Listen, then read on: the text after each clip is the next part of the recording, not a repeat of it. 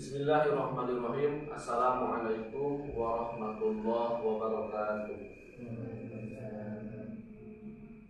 Bismillah, innal hamdalillah, wassalatu wassalamu ala Rasulillah wa ala alihi wa sahbihi wa mawalah.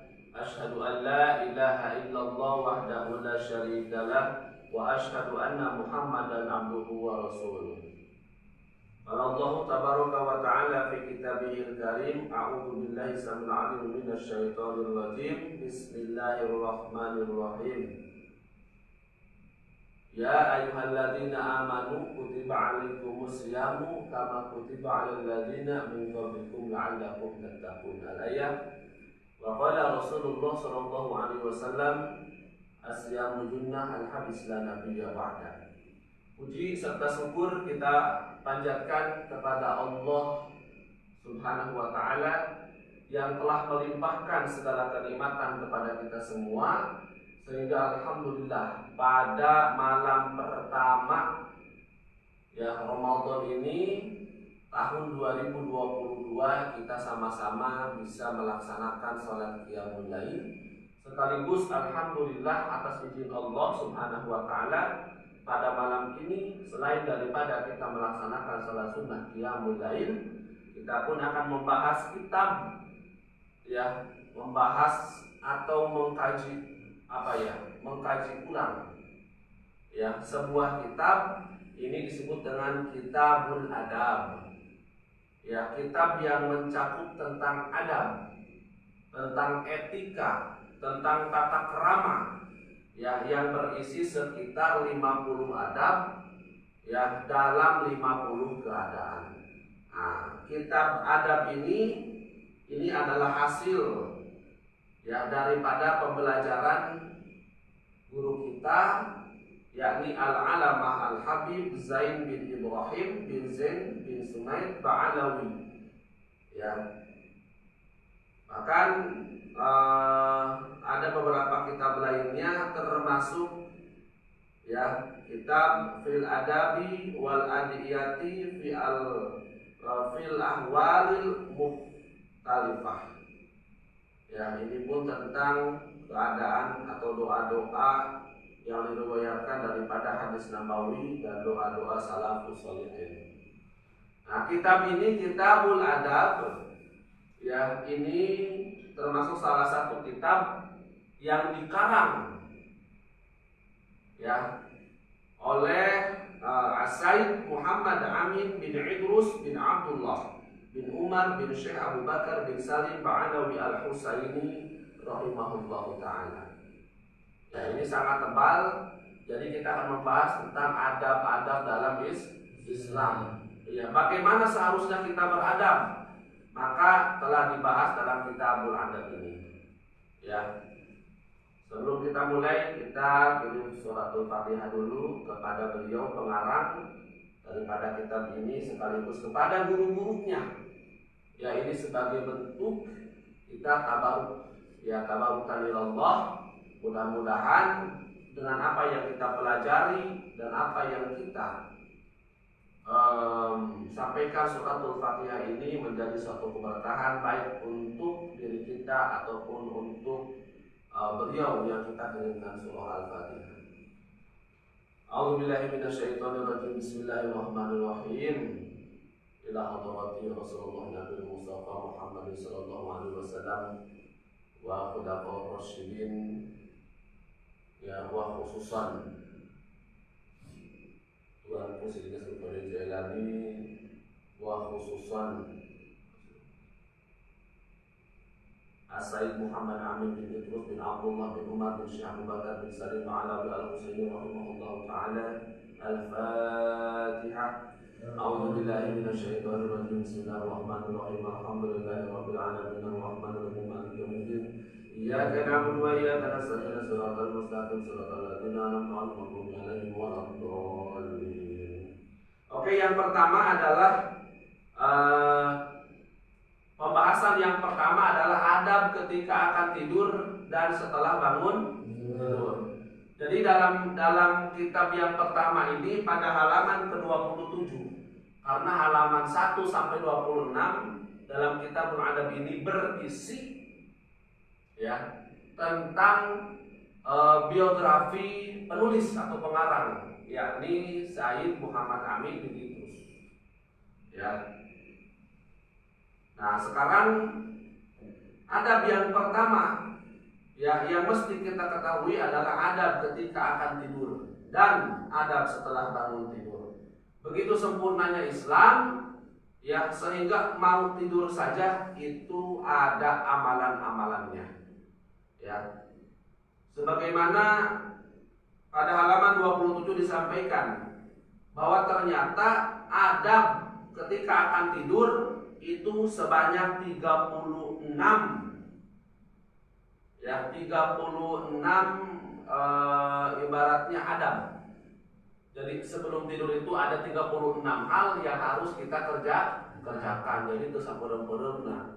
Di makal gaya rame langsung kerek ke punggung begitu ya. Jadi namanya pelor, asal nempel langsung molor ya.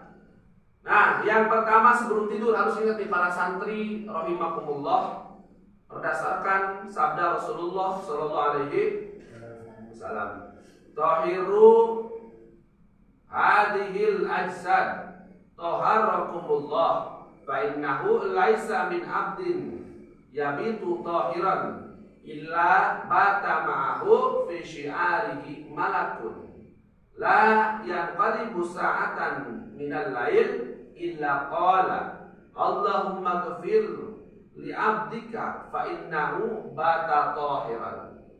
Ya. Rawahu Tabrani. Ya. Apa maknanya atau artinya? Ya. Kata baginda Rasulullah sallallahu alaihi wasallam, ya, sucikanlah badan kalian, niscaya Allah akan mensucikan kalian. Ya, karena sesungguhnya tidaklah seorang hamba tidur dalam keadaan suci kecuali malaikat ikut menemaninya di kepalanya. Dan tidaklah hamba tersebut berbolak-balik ketika tidur, ya bolak-balik ural gilir pada malam hari, kecuali malaikat tersebut akan berkata, ya, apa doanya? Allahumma ghfir li 'abdika fa innahu bata tahiran. Ya Allah, ampunilah hambamu ini anu tadi tidurna bolak-gilir bolak-balik. Ya, karena sesungguhnya dia telah tidur dalam keadaan suci. Ternyata adab yang pertama sebelum tidur para santri harus ingat nih, santri Ponpes Rialto, yaitu berwudu. Harus ingat berwudu. Ya, jadi intinya begini, ya berwudulah, ya atau sucikanlah badan kalian. Menyucikan badan itu, ya itu berdasarkan beberapa tafsiran, yaitu berwudu. Siapa saja yang berwudu, yang suci badannya, maka Allah akan mensucikan diri kita. Ya, sesungguhnya seorang hamba yang tidur setelah berwudu, ya itu kita itu akan didampingi oleh malaikat-malaikat Allah. Didampingi oleh malaikat Allah. Di mana posisinya? Di dekat kepala kita, bukan di kaki kita, bukan di badan kita. Ya, mereka menunggu kita dekat kepala kita. Ya, jadi kita berwudu dulu seperti wudu mau sholat. Oh, kira-kira ini udah jam 10:30 ya, ada nundutan yuk. Ya udahlah, kita ambil wudu, ya, kemudian terlentang. Nanti pun sini ada tata cara tidurnya. Ya. Nah, kemudian setelah terlentang, setelah kita selesai berwudu terlentang, ya maka malaikat akan menemani kita di bagian kepala kita. Ya. Dan kemudian ketika kita berbolak-balik tidur, ya geser kiri, geser kanan, ya pada malam tersebut, ya namanya tidur kan nggak mungkin nggak cepat aja begitu ya. Pasti kita ada posisinya cangkel, maka kita miringkan ke kanan, miring ke kiri. Pokoknya malah tidur aja, sudah tidak sadarkan diri kita posisinya seperti apa.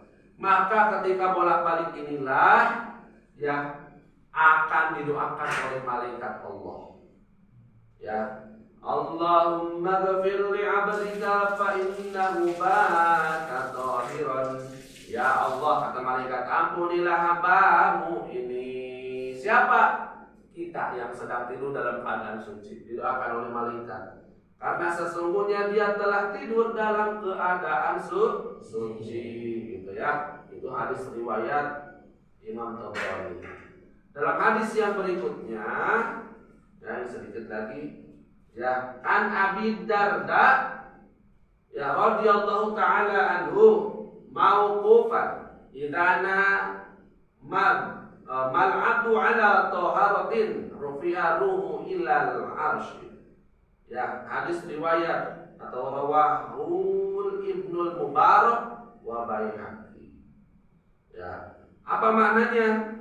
Ya, dari sahabat Abu Darda radhiyallahu taala anhu, jika seorang hamba tidur dalam keadaan suci, ya, maka nyawanya diangkat sampai naik ke ars.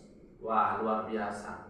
Ya, jadi kalau kita tidur dalam keadaan sudah berwudu, ya, maka kata baginda Rasul, ya,